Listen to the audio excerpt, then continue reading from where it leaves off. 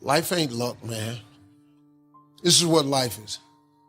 Life is hard work, life is faith, and life is grace. You just keep the faith and work really hard and then ask God for as much grace as he can give you. He gives you stuff you don't deserve. That's what you want out of life. Justice is when you get what you deserve. Mercy is when you don't get what you deserve. Grace is when you get what you don't deserve. I just want some grace. I want God to give me a house that I don't really deserve. See, that's a problem with people. They think they deserve something. No, you don't. I work really hard. Everybody work hard. You just need some grace, man. You just need God to give you something that you didn't even ask for. That's when life get real special for you. So you can want all you want, but if you line up with the will of God, what God has planned for you is way better than anything you could ever plan. That's how you get the life of your dreams, man. Give us this day our daily bread. Don't ask for nothing else. Quit worrying about tomorrow. When you worry about tomorrow, you're off into something you have no say-so in. You have no control. So why would you worry? By worrying does not add a single hour to a day. You'd be amazed what would happen to you if you quit tripping about tomorrow. Today is plenty.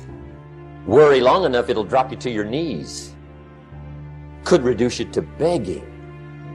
I know how bad this one is. I used to have it bad. But I tell you what, my advice to you is do what I finally did. Give it up. I'm not saying it's easy. I'm saying it's worth it. And I discovered you could live the most incredible life free of worry. Not free of challenge, free of worry. The Lord knows when is often an expression.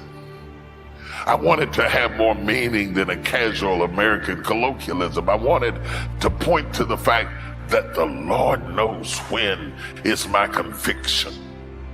It is comforting to say the Lord knows when, especially when I don't. To rebuke the tendency to believe that our lives are chaotic. To know and to remind yourself that God has a plan and he has a schedule, he has a structure, gives comfort, whether he shares it with me or not. It's like children going on a ride and they're in the back seat of the car and they keep saying to you, "Are we there yet?" Yet they are comfortable to ride on the car because they know that their father or their mother has the wheel. I don't know whether we're at the end of suffering. I don't know whether we're at the end of sacrifice. Are we there yet? But I do know who holds the wheel. I'm not worried about where I am in the journey because I know before we got in the car, you had a plan, you had a map, you had a strategy, you had a timing, and I'm going to wait on you. It is possible to be going through a process of healing and know it's coming, but don't know when. God has a when. He's not making this up as he goes. He's not just responding to your moods, your attitudes, and the attacks of the enemy and the things your friends say about you. You are not at the mercy of your detractors, your haters. You are only at the mercy of the timing of God. And God knows when. I might not come forth today. I may not even come forth next week or next month. But when he has tried me, I shall come forth as pure gold. I know how the story ends. And every contaminant that would contaminate my worth or value will have burned off in the process, but not me. Gold don't burn, baby. It may melt, but it will never burn. So if God allows me to put me in the fire for a while, he's only trying to burn off those things that would weaken my value, and I shall come forth as pure gold. You shall be tried, but you're going to survive. Be thou faithful unto death, and I will give you the crown of life. God has a watch and a timer is on it, and it's already set. Everything is on schedule. I said nothing is chaotic. Everything is on schedule. Don't worry about your purpose. Worry about your season. Because when you get in your season, your purpose will be clear. God knows when. God knows how. God knows what. There are times you go through a season of mourning, a season of struggle.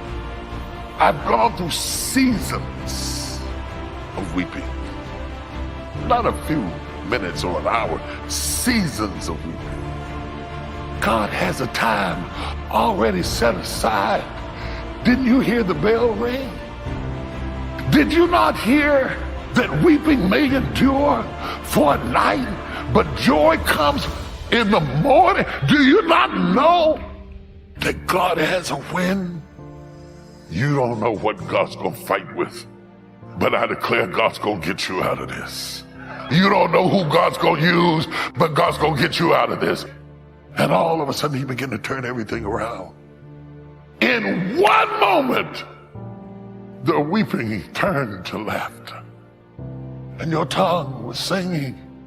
And all of a sudden, I am going to bless you so good that even the unbelievers are going to say the Lord have done great things for them. You know, people they write books about success. And people kill me when they write about success, but they don't tell people about God. You're trying to be successful without God, you ain't gonna make it. You might make it a little way, but you can't stay there. You have to have faith, man. You don't believe in God? Go to hell. If you want to go to hell, I'm perfectly comfortable with that. Just don't drag me with you. I was interviewing this guy. He said, well, Steve, you're opposed there's no heaven.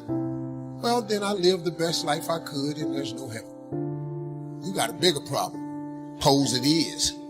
I don't believe God would burn us up. No. Why take a chance? You know the real reason I want to go to heaven? Because I want to see my mama. I remember when I bought the home for my mother and she came. That was my first major goal. And as she went from room to room, looking at the house and saying, thank you, Lord. No one ever could have convinced me that this could have happened to me.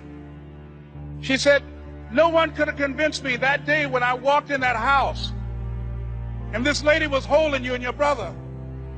And she said, ma'am, I want you to promise me two things. She says, one, promise me that you won't separate them. She said, I promise I won't. I've never had children. I promise I won't separate them. And she said, promise me that you'll never tell him about who I am, because if my husband ever found out, he would kill me. And she said, as I held y'all in my arms, I never had any children of my own. I didn't know how I was going to do it, but I knew with the help of God, I will do it. My mother had a dream of having children. She didn't know how she's going to do it. You're going to be just like that. Well, you don't know how you're going to make this happen, but you just feel within yourself some way, with the help of God, I'm going to make it happen. No matter how bad it is or how bad it gets, I'm going to make it. It's possible for you to live your dream. It's necessary that you associate with winners, that you are relentless, that you never give up. You've got to make it your personal business to make it happen. That it's hard, but you've got to say, I'm the one. But you know it's going to be hard, but find out what will make it worth it for you. The people that are living their dreams are the people that know that if it's going to happen, it's up to them. The people that are running after their dream know they're going to have hard times. They keep on running because they're saying within themselves, I'm the one. I'm the one. No matter how bad it is or how bad it gets, I'm going to make it. Shake somebody's hand on your right and left and say, you got to be hungry.